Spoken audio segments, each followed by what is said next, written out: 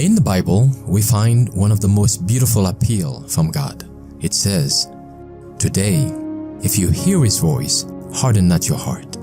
Would you like to spend this day with God? Listen to this devotional.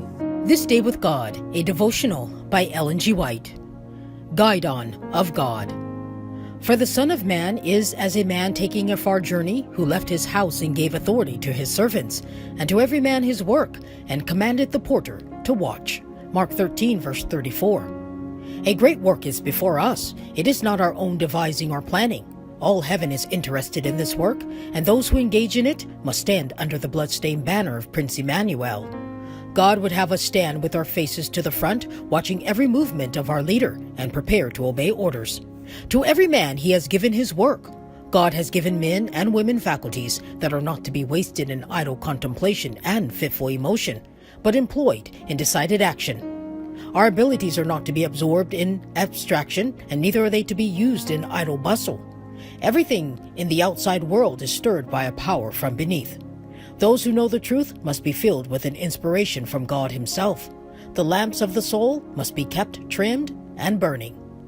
The work we do is the least part of our taxation. It is the sin which has attached itself to all the activities that wears us out. God did not design that labor should be anything but a blessing. Man never could have been happy without something to do. When man had no dark, condemning thoughts before sin came, his own companionship was not a burden, for he could contemplate all nature with the most satisfactory results.